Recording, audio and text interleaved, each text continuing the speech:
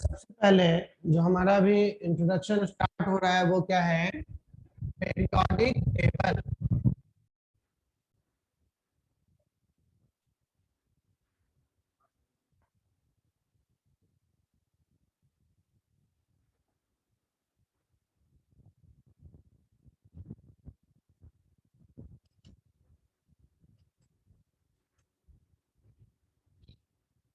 तो ये periodic table क्या है? पेरियोडिक क्लासिफिकेशन आप करते हैं।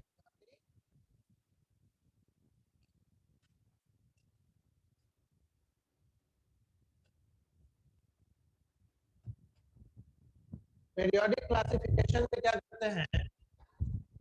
जो केमिकल एलिमेंट्स हैं, जो तत्व हैं रासायनिक, इनका हम वर्गीकरण करते हैं, उनका हम क्लासिफिकेशन करते हैं। इसका मतलब है एक ही जैसे केमिकल और फिजिकल गुण वाले तत्वों को, एलिमेंट्स को एक साथ रखना और किसी भी एक रासायनिक गुण के घटते अथवा बढ़ते क्रम में उनको इसलिए सजाना जिससे कि केवल उस टेबल को देख के हम समझ जाएं कि बाद वाला तत्व जो है वह पहले वाले तत्व से कैसा है, उसकी तुलना में उसका यह रासायनिक गुण कैसा है। नहीं तो रासायनिक गुण जैसे है उसका अभिक्रियाशीलता, नहीं इलेक्ट्रॉन एफिनिटी, इलेक्ट्रॉन ग्राहिता, इलेक्ट्रॉन के ग्रहण करने का जो उसका गुण है, या इलेक्ट्रॉन त्याग करने का जो उसका गुण है, नहीं बंधन बनाने का जो उसका गुण है, जो उसकी ऊर्जा है, इन सब के आधार पर हम इसका वर्गीकरण करते हैं। इसमें जो सबसे लेटेस्ट वर्गीकरण है जिसको हम modern long form of periodic table कहते हैं, क्या कहते हैं? Modern long form of periodic table. इसमें कुल 18 वर्टिकल कॉलम्स है। कितना वर्टिकल कॉलम्स है? 18।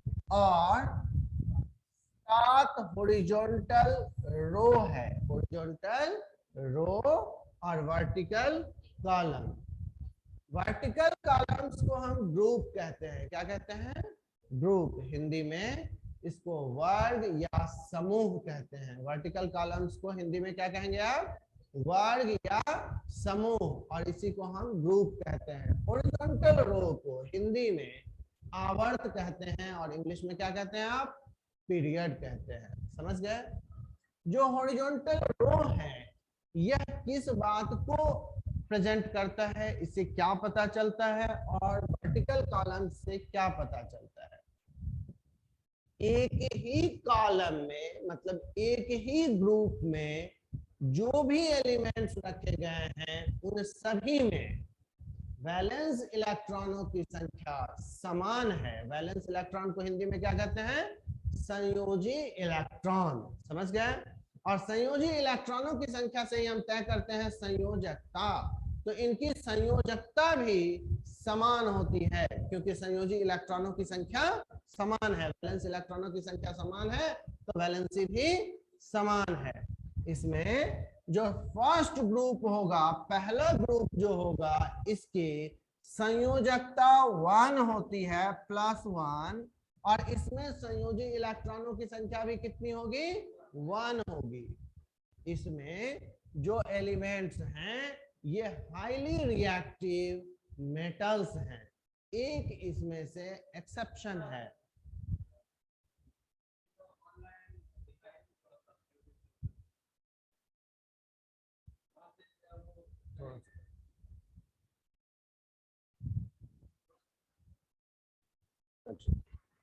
यहाँ पे फर्स्ट ग्रुप जो है उसमें कैसा एलिमेंट है, किस तरह का एलिमेंट है? हाईली रिएक्टिव मेटल्स हैं। समझ गए? इनको अल्कली मेटल्स कहते हैं। कैसा तत्व कहते हैं इनको हम? Alkali metals. ये धातुएं अत्यधिक क्रियाशील है। इन सब की संयोजकता +1 होती है।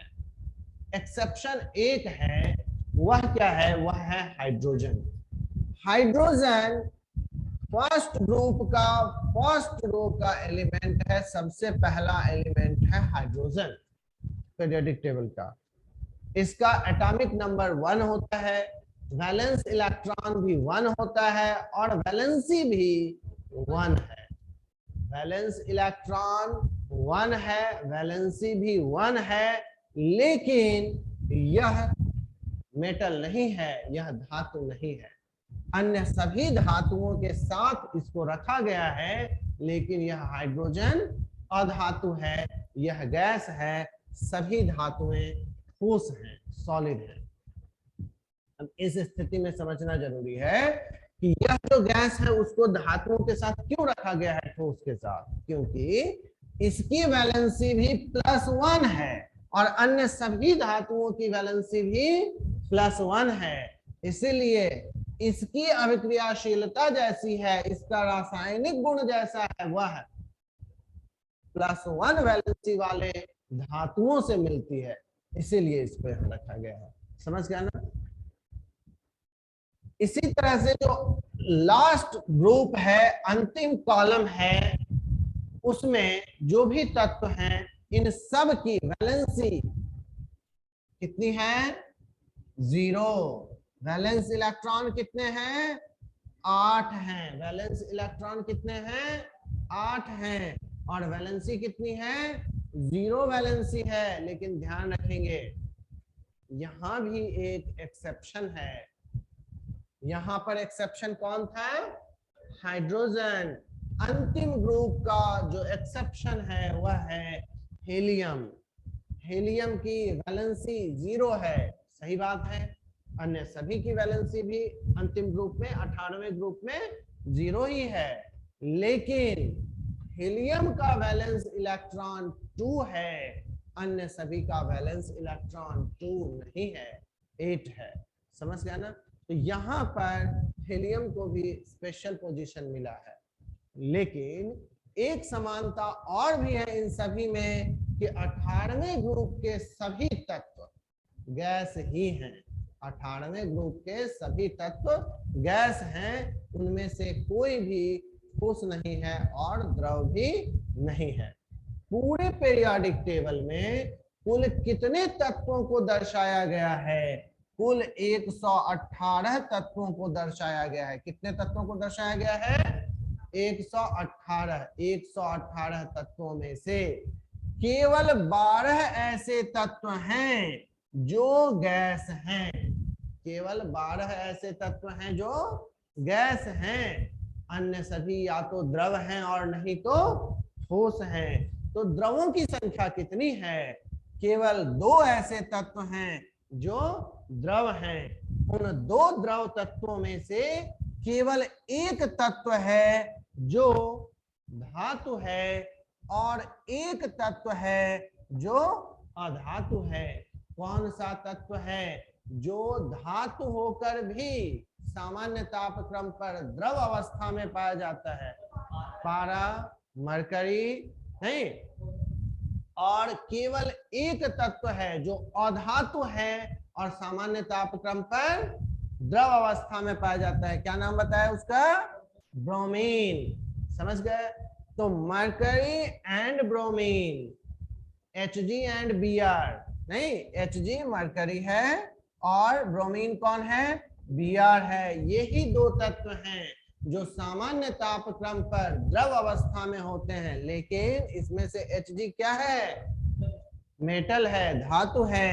Br ब्रोमीन, यह क्या है? यह अधातु है। समझ रहे हैं ना?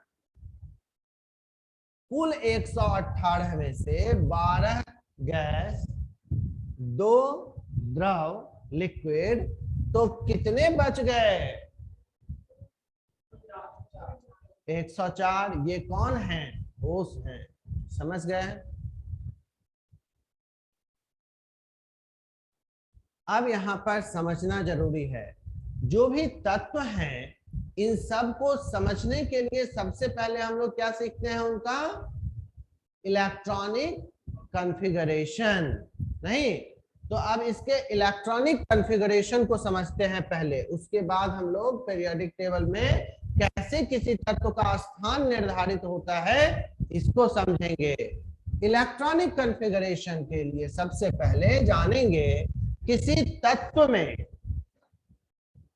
जो इलेक्ट्रॉन रखे गए हैं वो अलग अलग कक्षाओं में रखे गए हैं, अलग अलग कक्षाओं में रखे गए हैं। इन कक्षाओं को हम क्या कहते हैं?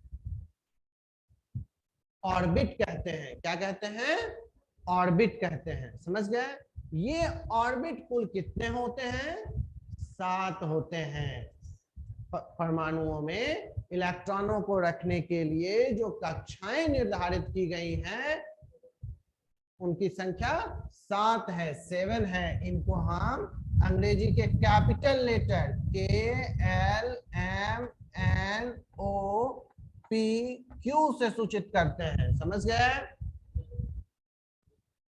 के फर्स्ट ऑर्बिट है, L सेकेंड ऑर्बिट है, M थर्ड ऑर्बिट है, N फोर्थ ऑर्बिट है, O फिफ्थ ऑर्बिट है, P सिक्स्थ ऑर्बिट है और Q सेवेंथ ऑर्बिट होगा। कुल ऑर्बिटों की संख्या, कक्षाओं की संख्या 7 है। इनको हम शेल भी कहते हैं। तो शेल 7 है। के शेल पहला शेल है। पहला शेल का मतलब हुआ कि परमाणु के केंद्र में इसके सभी प्रोटॉन और न्यूट्रॉन अवस्थित रहते हैं।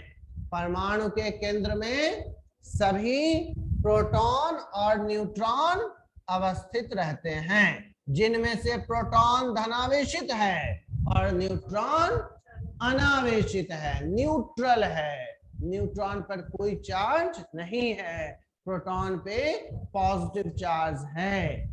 अब इस धनावेशित नाभिक पॉजिटिवली चार्ज न्यूक्लियस के बाहर ऑर्बिट्स हैं, जिसमें से जो पहला ऑर्बिट आएगा न्यूक्लियस के सबसे नजदीक वाला जो ऑर्बिट है उसी का नेम है के ऑर्बिट या के शेल। समझ रहे हैं ना? इसके बाद दूसरा ऑर्बिट होता है एल ऑर्बिट और एल शेल। नहीं, KLMNOPQ ये बाहर की तरफ बढ़ता जाएगा। ध्यान रखेंगे के ऑर्बिट में या एल या पी या क्यू ऑर्बिट में जो इलेक्ट्रॉन का स्थान है वह भी अलग अलग निर्धारित किया गया है। तो एक ऑर्बिट के अंदर छोटे छोटे सब ऑर्बिट होते हैं, छोटे छोटे सब ऑर्बिट होते हैं। इन सब ऑर्बिट्स को सब शेल कहते हैं। क्या कहते हैं? सब शेल। ऑर्बिट का छोटा हिस्सा सब ऑर्बिट, और ऑर्बिट का ही दूसरा नाम है शेल, तो शेल का छोटा हिस्सा सब शेल। सब शेल कुल कितने हैं? 4 हैं। कौन कौन? S P D F। अंग्रेजी के स्मॉल लेटर से इनको सूचित करते हैं। समझ गए? ध्यान रखेंगे। पहला जो ऑर्बिट है इसमें केवल एक ही सब ऑर्बिट होता है, S। दूसरे ऑर्बिट में 2 सब ऑर्बिट्स हैं, S एंड P। तीसरे ऑर्बिट में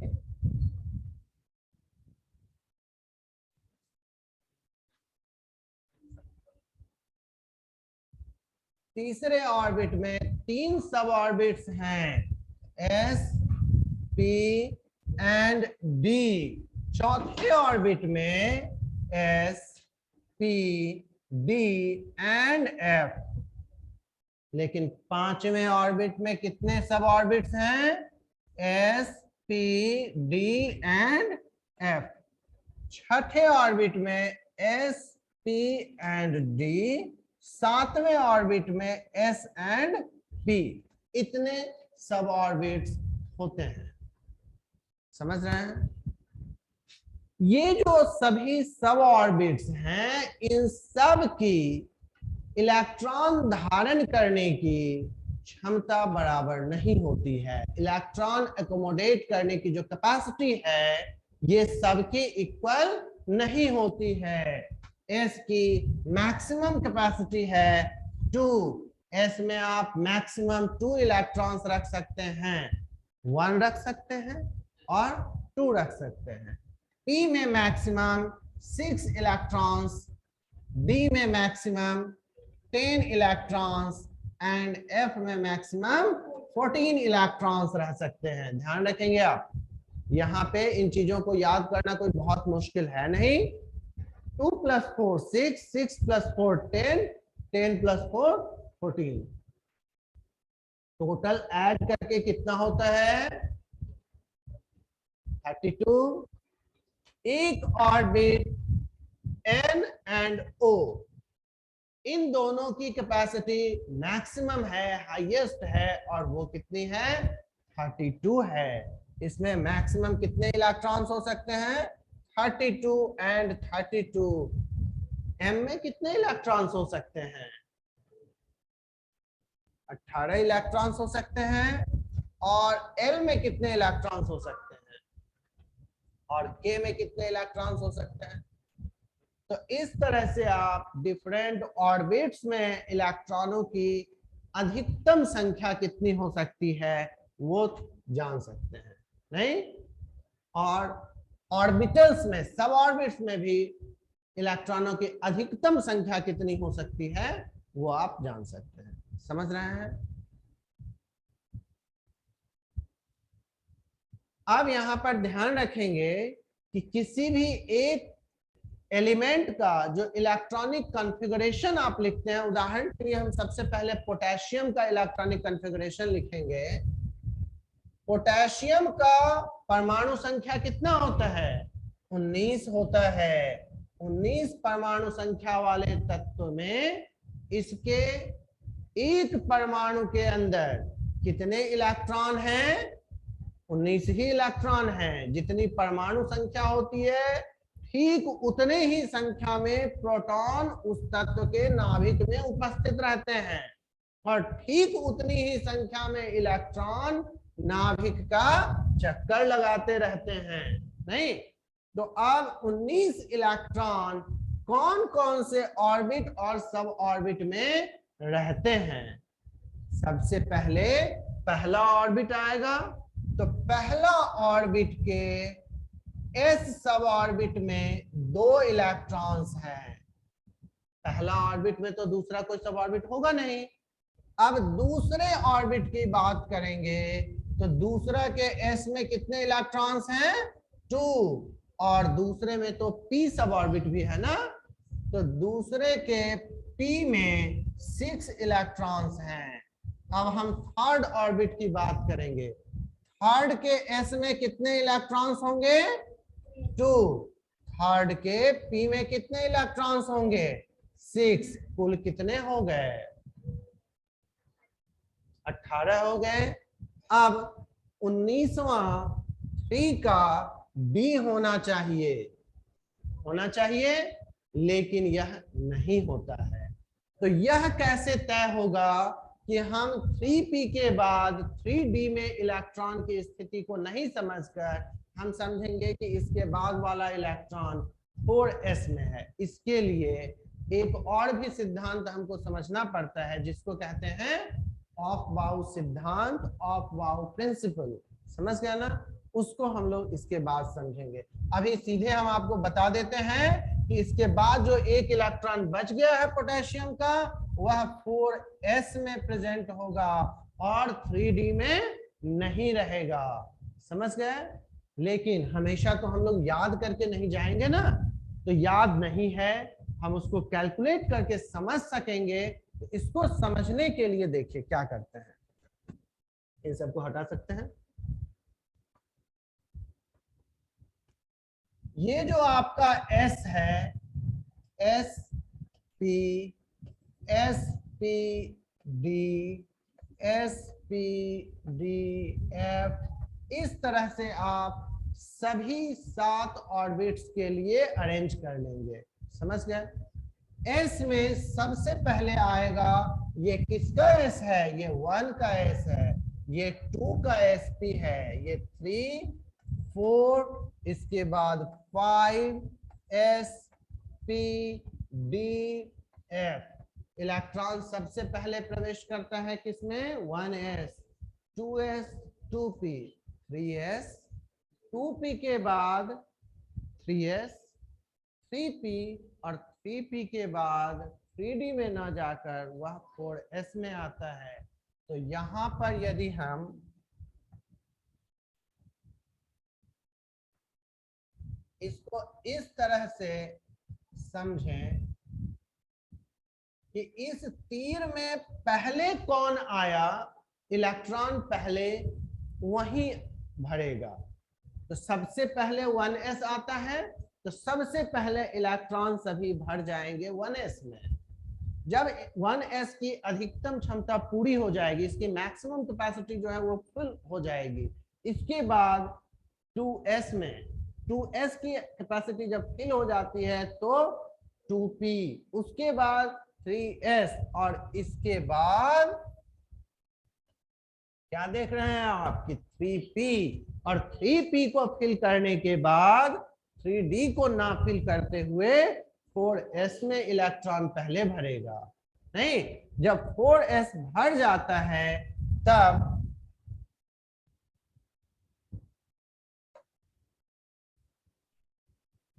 इस तरह से इलेक्ट्रॉन पहले 3d में भर जाएगा, उसके बाद 4p में और उसके बाद 5s में।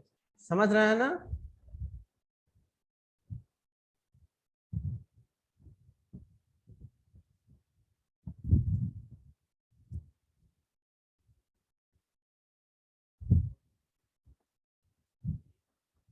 इससे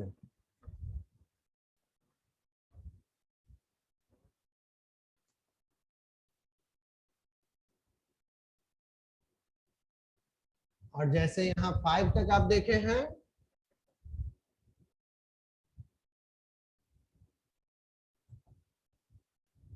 सिक्स,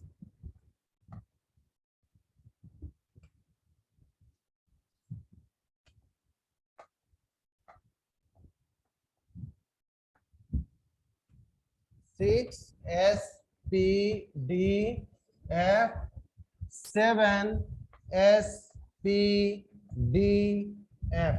ध्यान रखेंगे, हम आपको 6 में F सब ऑर्बिट नहीं बताए हैं और 7 में D और F सब ऑर्बिट नहीं बताए हैं। इनकी आवश्यकता नहीं पड़ती है 118 एलिमेंट्स के लिए। तो इसके बाद इलेक्ट्रॉन कैसे आता है?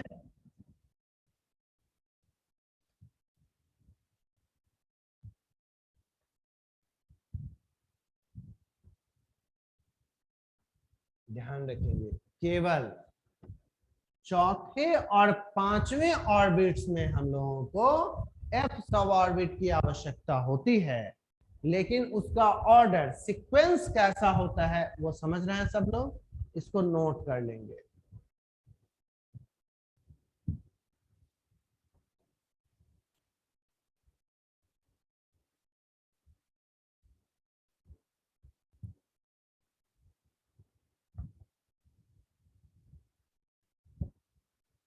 अभी जो हम लोग पोटेशियम का इलेक्ट्रॉनिक कॉन्फ़िगरेशन लिखे थे, 1s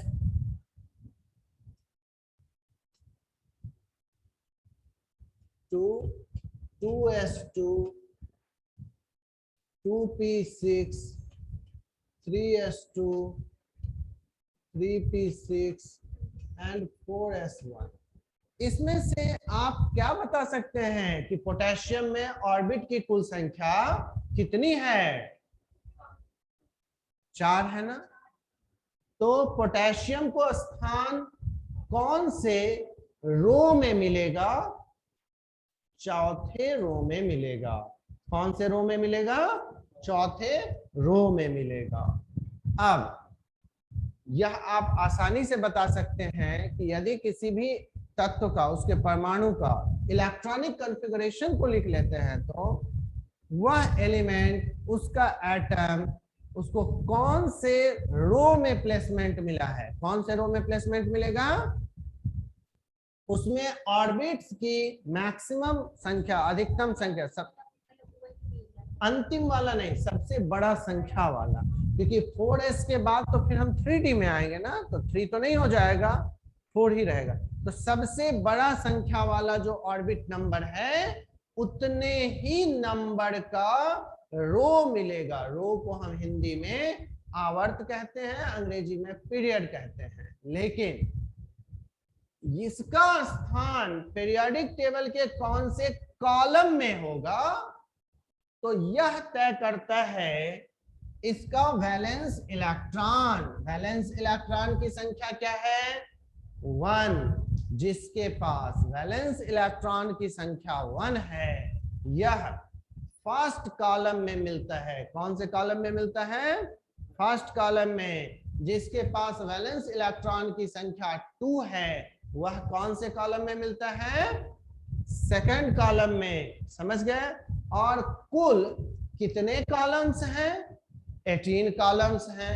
तो क्या कोई ऐसा तत्व भी हम देखेंगे जिसके पास वैलेंस इलेक्ट्रॉन की संख्या 17 होगी? नहीं, हम ऐसे किसी तत्व को नहीं देखने वाले हैं। अभी नोट बाद में करेंगे। अब ऐसे किसी भी एलिमेंट को हम देखने वाले नहीं हैं जिसके पास वैलेंस इलेक्ट्रॉन की संख्या कितनी होगी? 17। क्योंकि वैलेंस इलेक्ट्रॉन की संख्या आप क्या पढ़े हैं, कितनी होती है? 1 से लेकर 8 तक ही वैलेंस इलेक्ट्रॉन की संख्या होती है। वैलेंस इलेक्ट्रॉन की संख्या कितनी होती है? 1 से लेकर 8 तक। तब 18 में से 17 कॉलम 13 कॉलम कैसे निर्धारित होगा? यदि कॉलम का संख्या वैलेंस इलेक्ट्रॉन की संख्या से तय हो तो केवल वैलेंस इलेक्ट्रॉन नहीं देखना पड़ता है, देखना यह भी पड़ता है कि वैलेंस इलेक्ट्रॉन कौन से सब शेल में है, कौन से सब ऑर्बिट में है। तो हमारा वैलेंस इलेक्ट्रॉन कौन से सब ऑर्बिट में है? एस सब ऑर्बिट में है। समझ गए? तो पूरे पीरियोडिक टेबल को 4 ब्लॉक्स में बांटा गया है। कितने ब्लॉक्स में बांटा गया है? 4 ब्लॉक्स में। पीरियोडिक टेबल का पहला 2 कॉलम एस ब्लॉक कहलाता है। क्या कहलाता है? अंतिम का 6 कॉलम पी ब्लॉक कहलाता है। सबसे आखिरी वाला राइट साइड का, मतलब कॉलम नंबर 13 से लेकर कॉलम नंबर 18 तक, इसको क्या कहेंगे? P block. समझ गए? यह है आपका पी ब्लॉक। और 13 के पहले और 2 के बाद, मतलब 3 से लेकर 12 तक, इसको हम डी ब्लॉक कहते हैं। और पीरियोडिक टेबल के मेन बॉडी के नीचे 2 लाइंस देखते हैं, इनको हम एफ ब्लॉक कहते हैं। तो सबसे पहले तो यह भी तय करना पड़ेगा कि वैलेंसी कितनी है, और यह भी देखना पड़ेगा कि अंतिम वैलेंस इलेक्ट्रॉन कौन से ब्लॉक को बताता है। जिस सब ऑर्बिट में वह है उसी ब्लॉक को बताता है, क्योंकि ब्लॉक का नेम सब ऑर्बिट के ही नेम से है। समझ गया ना? तो अगर यह S1 है तो S ब्लॉक का पहला कॉलम, अगर यह P1 रहता तो P ब्लॉक का पहला कॉलम होता, और अगर यह D1 होता तो D ब्लॉक का पहला कॉलम होता, और F3 होने पे F ब्लॉक का तीसरा कॉलम हो जाएगा। समझ गए हम लोग इन चीजों को? इस तरह से पीरियोडिक टेबल में कौन कौन से एलिमेंट्स को स्थान क्या मिला है, उनका प्लेसमेंट क्या है, पोजीशन क्या है, वो आप आसानी से समझ सकते हैं। इतने में किन्हीं को डाउट है? नो? बोलिए।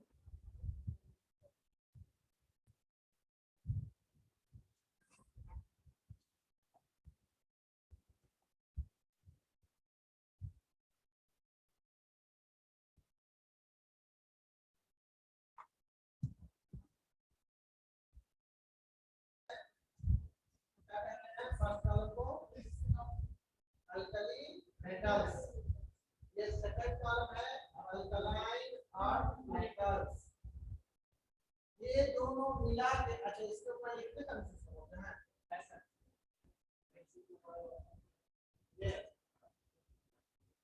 ये जो है आपका ये पूरा है एस ब्लॉक, ये जो आपका है पूरा है डी ब्लॉक, और ये जो आपका है ये पी ब्लॉक, और ये जो दोनों रहेगा ये एफ ब्लॉक। समझते हैं? एफ में कितना कैपेसिटी है 14, 1 2 3 1 2 3 4 5 6 7 8 15 14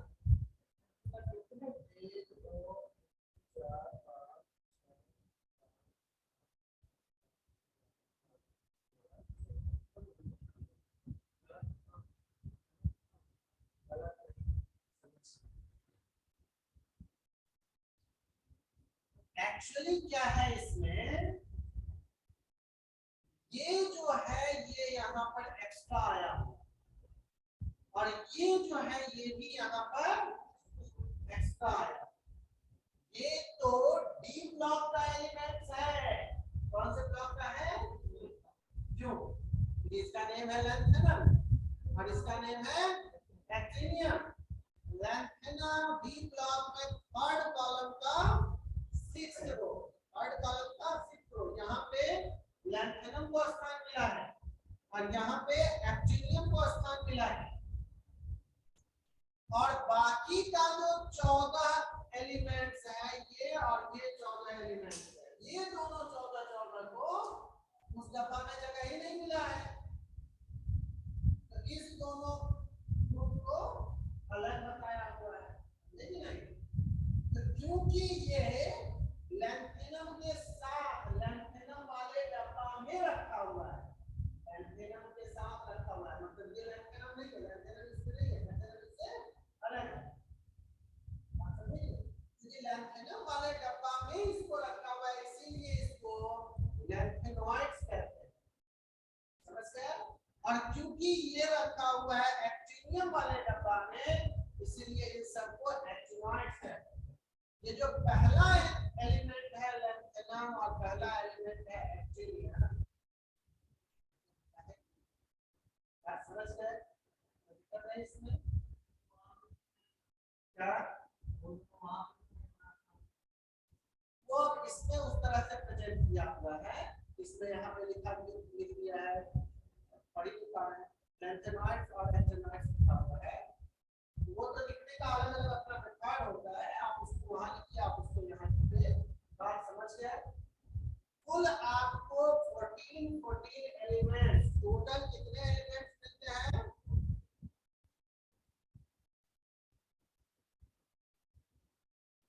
जो भी है टोटल 28 एलिमेंट्स किस ब्लॉक में है? F block.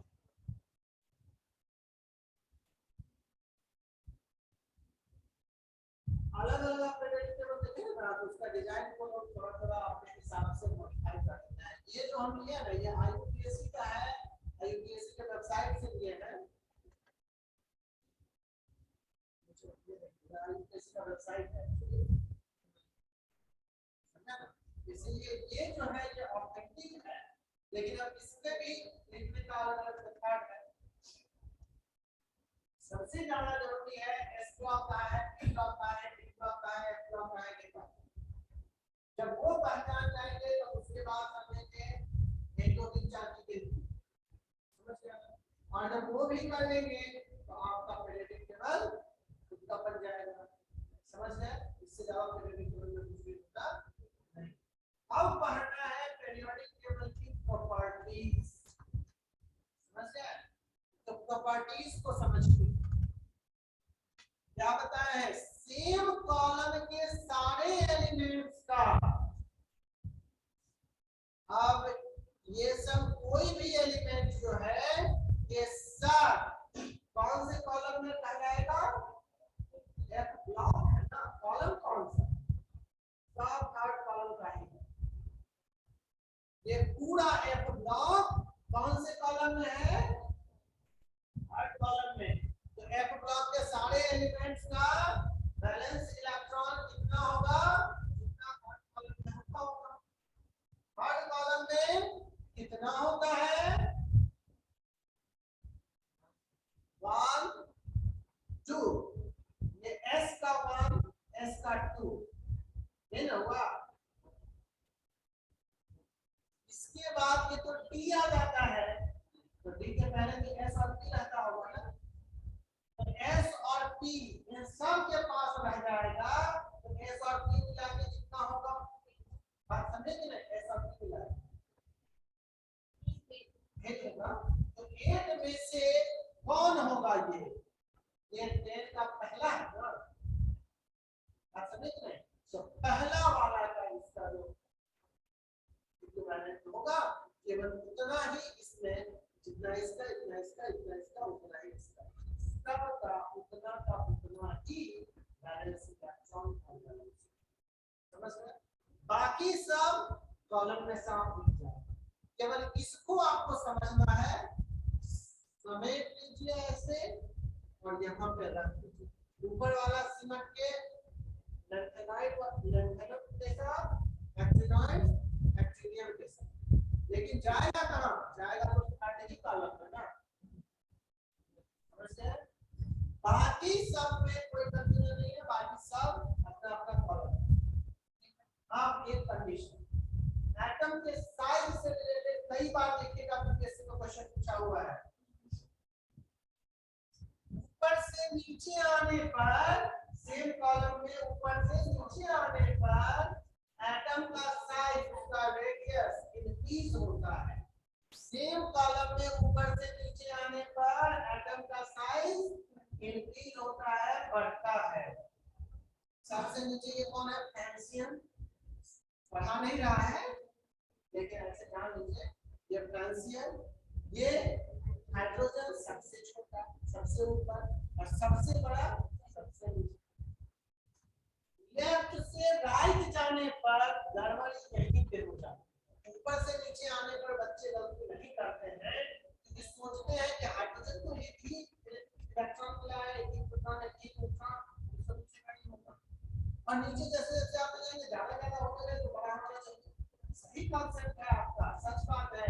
ऊपर से नीचे आने पर एटम का साइज मतलब रेडियस इंक्रीज होता है, लेकिन इस रूप में मत समझिए, रूप उसका बदल लीजिए, रूप ये समझिए कि ऊपर से नीचे आने पर ऑर्बिट की संख्या बढ़ जाती है, ऑर्बिट की संख्या बढ़ जाती है। पहला चक्का छोटा होगा, उसके बाद वाला चक्का उससे बड़ा होगा, उसके बाद वाला चक्का उससे बड़ा होगा, चक्का बड़ा होता गया, रेडियस उसका बढ़ता गया। नहीं समझ गए। तो पहला रो में एक ही ऑर्बिट होता है हाइड्रोजन और हीलियम में, दूसरा रो में जो है सबके पास दो ऑर्बिट है, ए और एल। तीसरा में जो भी है सबके पास तीन ऑर्बिट है, 4 5 6 और आखिरी वाले के पास 7 ऑर्बिट। इसीलिए आखिरी वाले का रेडियस बड़ा होता है, समझे ना। तो ये जो बात कांसेप्ट है कि ऊपर से नीचे आने पर एटम का साइज बड़ा होता है, ये मत दिमाग में लाइए इलेक्ट्रॉन ज्यादा है, प्रोटॉन ज्यादा है, पानी कम ज्यादा है, नो। दिमाग में ये लाइए कि ऑर्बिट की गिनती बढ़ रही है, इसीलिए रेडियस बढ़ रहा है, साइज बढ़ रहा है, समझ गए। आप लेफ्ट से राइट जाएंगे, हो सकता है कोई बच्चा सोचे लिथियम इसके पास तो ये एटॉमिक नंबर ये प्रोटॉन और ये इलेक्ट्रॉन भी है, देखिए नियोन इसके पास तो 10 इलेक्ट्रॉन 10 प्रोटॉन 10 न्यूट्रॉन है, साइज बड़ा होना चाहिए,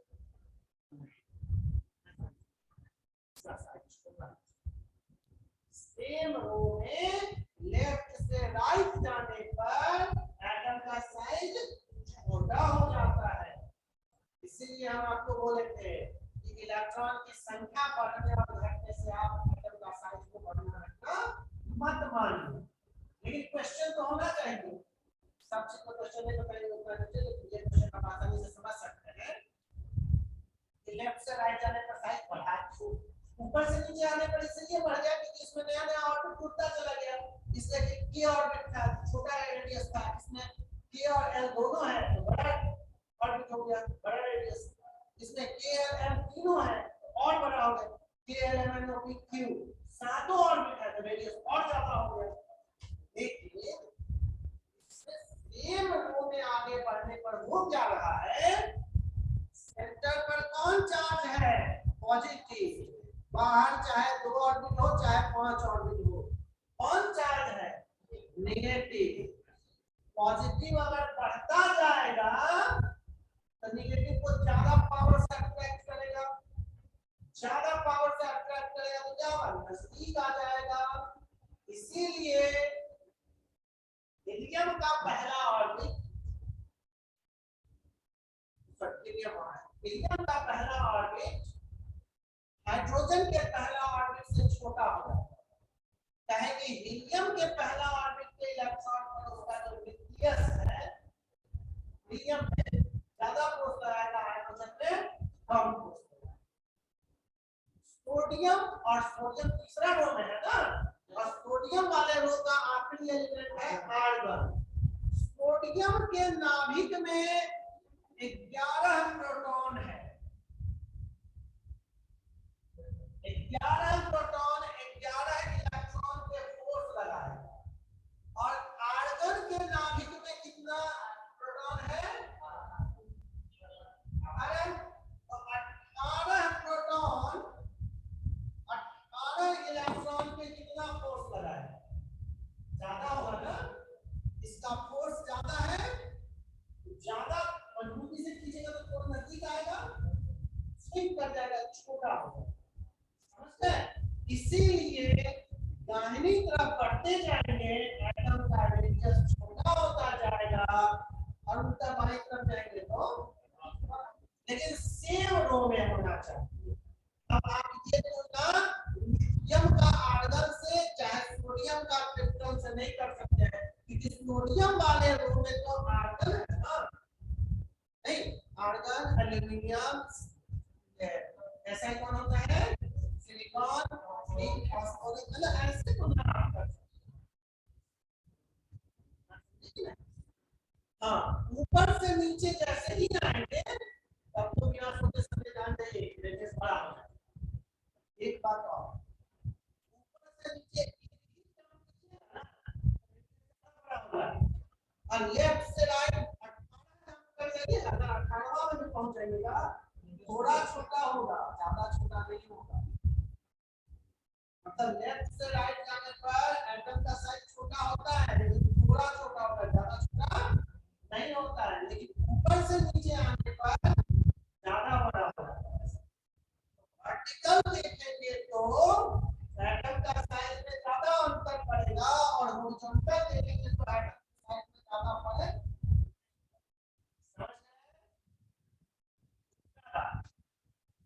कौन है, इसको कहते हैं अल्कली मेटल्स, इसको कहते हैं alkaline earth metals,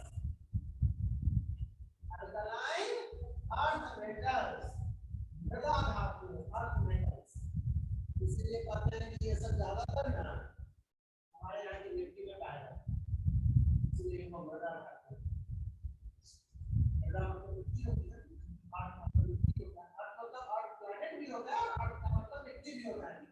earth movement कहते हैं मिट्टी कोड़ने वाले मशीन को, तो मिट्टी को ना काटते हैं, पूरे अर्थ को तो नहीं ले जाता है कहीं, मिट्टी को ले जाता है, अर्थ मूवमेंट अर्थ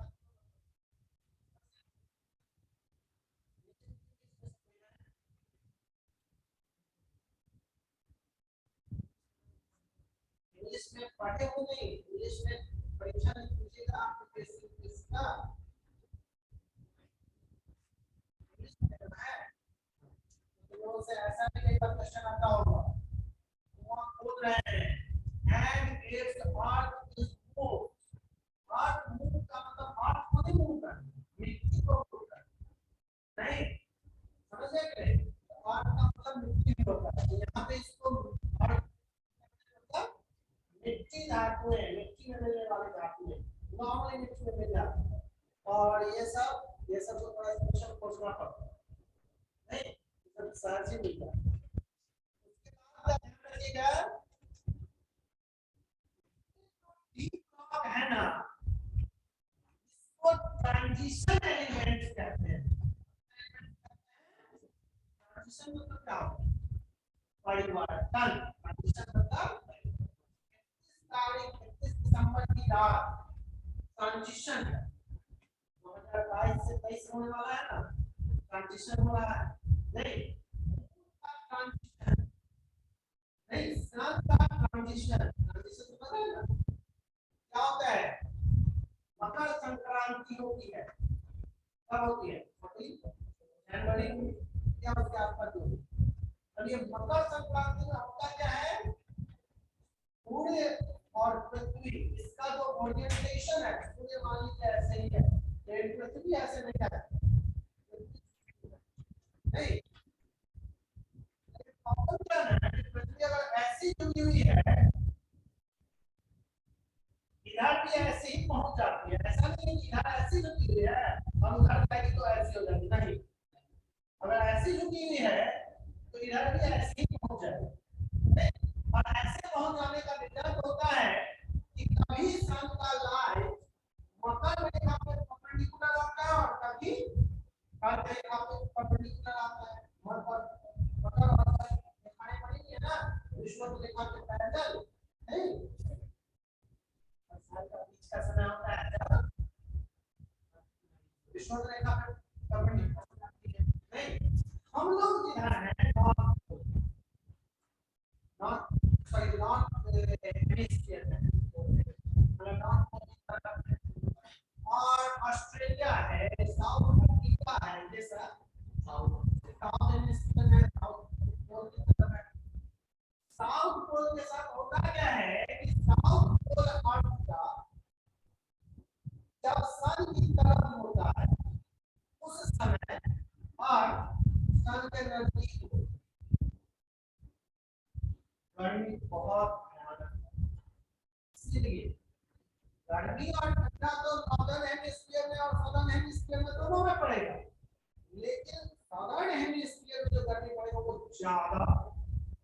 ठंडी की बात कीजिए, हमारी ठंडी उस समय होती है जिस समय हमारा अर्थ का नॉर्थ पोल सन के उल्टा दिशा में होता है। सन के उल्टा दिशा में होता है। नहीं, सन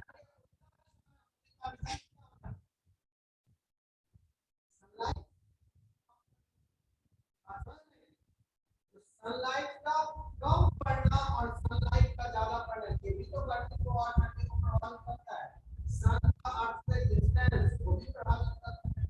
डिस्टेंस भी बदलता है और ओरिएंटेशन भी बदलता है, दोनों ट्रांजिशन होता है, परिवर्तन। यहाँ क्या हो रहा है? ट्रांजिशन हो रहा है। किसका ट्रांजिशन हो रहा है? highly reactive metals से कम रिएक्टिव मेटल्स या नॉन मेटल्स की तरफ जा रहा है। इधर कौन है? मेटल्स है जो हाईली रिएक्टिव है, कम रिएक्टिव कम रिएक्टिव कम रिएक्टिव, और फिर से उसका metallic property non metallic property में बदल जाएगा और फिर से 18वां में जब पहुंचेगा तो नॉन मेटालिक तो है ही, रिएक्टिविटी 0 है, लेकिन ये तो 18वां में 0 है। 17 में जब है तब क्या हो रहा है? हाईली रिएक्टिव है। तो आप पीरियोडिक टेबल को पढ़ते समय क्या काम करेंगे? 18वां को थोड़ा देर के लिए भूल जाएंगे और 17वां तक को पढ़ेंगे। पहले एलिमेंट का रिएक्टिविटी हाई रहता है, धीरे धीरे घटता है और फिर धीरे धीरे बढ़ता है। 18वां में तो फिर 0 हो जाता है, लेकिन 17वां तक क्या होता है? बहुत हाई रिएक्टिविटी घटेगा और फिर धीरे धीरे बढ़ेगा। इधर की जो रिएक्टिविटी होती है वो मेटालिक होती है और इधर की जो रिएक्टिविटी होती है वो नॉन मेटालिक होती है। मेटालिक और नॉन मेटालिक रिएक्टिविटी में क्या संबंध? मेटालिक जो होता है ना वो पॉजिटिव आयन बनाता है और जो नॉन मेटालिक होता है वो नेगेटिव 11वां कॉलम में कौन है? क्लोरीन, क्लोरीन, ब्रोमीन, आयोडीन, एस्टाडीन, ये सब जो है इसको हम हैलोजन कहते हैं। क्या कहते हैं? हैलोजन कहते हैं। ये हैलोजन हाईली रिएक्टिव होता है और ये हैलोजन सॉल्ट को कहते हैं। बहुत चाहिए, होना चाहिए, रेगुलर चाहिए। क्यों चाहिए हमको? सॉल्ट का हमारे बॉडी में क्या फंक्शन है?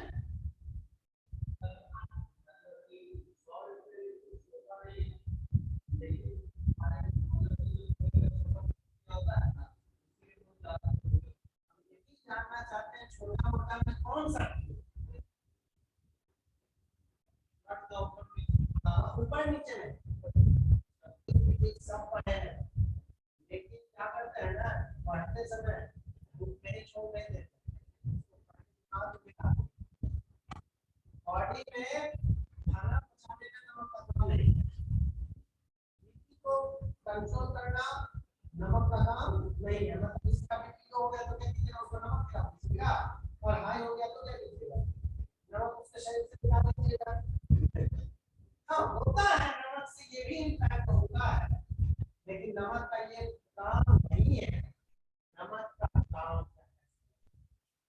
नमक आयनिक कंपाउंड है। कैसा कंपाउंड है? जैसे ही नमक को पानी में घोलेंगे क्या हो जाता है, उसका बॉन्ड लूज हो जाता है। बॉन्ड क्या हो जाता है?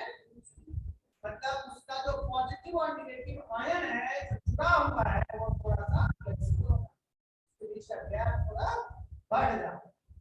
गैप बढ़ गया और थोड़ा फोर्स मिलेगा ना, वो टहल के कहीं और चला जाए, गैप बढ़ गया है ना, बॉन्ड वीक हो गया। ये ही मेन फंक्शन है। पाइप में हमारे जो खाना चलता है ना, यहाँ से खाते हैं और फूड पाइप से होके आमाशय में और छोटी यहाँ का बढ़िया, ये तो नाले में कोई चीज जैसे सप्लाई होता है, पाइप में कोई चीज पानी सप्लाई होता है, वैसा नमक होगा तभी सप्लाई होगा। पाइप में पानी सप्लाई करने के लिए उसमें नमक की जरूरत है। आपके छत से पानी नीचे आता है, नीचे से पानी ऊपर जाता है, किसका रोल है? दो चीज का रोल। नीचे से पानी छत पर भेजने के लिए किसका काम है? मोटर। पंप होना चाहिए, पंप रहेगा वही ना ऊपर भेजेगा पानी को, और ऊपर से नीचे पानी लाने के लिए एप्लिकेशन तो अपने आप ही आ जाता है ऊपर से नीचे। हमारे बॉडी में पंप है और ये ब्लड को पूरे बॉडी में भेजता है, तो ब्लड प्रेशर बढ़ना और घटना इसमें कंट्रोल किसका है? हार्ट का। क्या करता है? आयन जो बन गया नहीं, एकदम भूल जाओ, एकदम से भूल जाओ, दिमाग में एकदम मत काम नहीं, आंसर गलत है। क्या है? कोशिकाओं में होगा, कोशिकाएं कैसी होती हैं? झिल्ली होती है ना, पाइप नहीं है। एक कोशिका के भीतर जो पोषण जाएगा वो कैसे जाएगा? कोशिका में पाइप बना हुआ है, उस पाइप में से भोजन अंदर आ जाएगा। ऐसी झिल्ली होती है ये semi permeable membrane, membrane, semi permeable membrane नहीं। ऐसे ही आसपास में पॉजिटिव आयन पहुंचेगा ना, नेगेटिव आयन जो भीतर होगा वो कम होगा संख्या में, तब बाहर आ जाएगा। ये अशुद्धि है, जो रिलीज है कोशिका के भीतर बाहर आ जाएगा। समझ गए? होना चाहिए उसको ऑक्सीजन चाहिए भीतर में, बहुत सारा नेगेटिव जहां पे होगा वहां पे ऊपर का पॉजिटिव जब बाहर आएगा तो क्या होगा? अंदर अट्रैक्ट हो जाएगा। ये इलेक्ट्रॉन फोर्स का क्वेश्चन कारण ही आयन हमारे पार जाना आना ये जो सेल के भीतर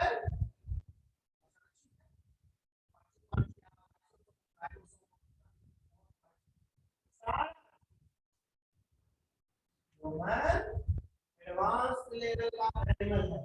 इसका जो भी सेल के भीतर का ऑर्गेनल्स है, ये मैक्सिमम अधिकतर उनमें से मेम्ब्रेन बाउंड स्ट्रक्चर्स है। कैसा स्ट्रक्चर है? मेम्ब्रेन बाउंड स्ट्रक्चर, मतलब इसका एक कोर है, कोर, समझे? ऐसा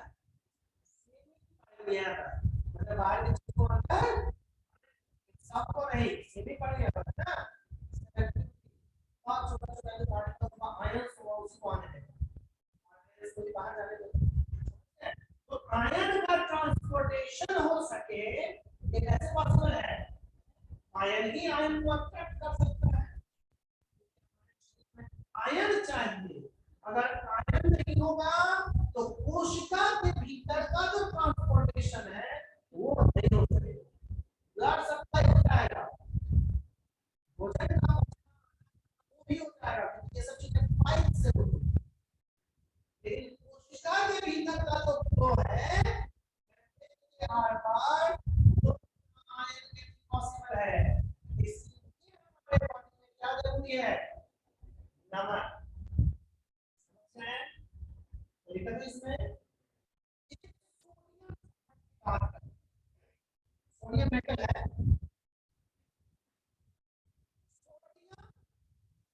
sodium chloride, sodium bromide, sodium iodide, sodium एसिटाइड,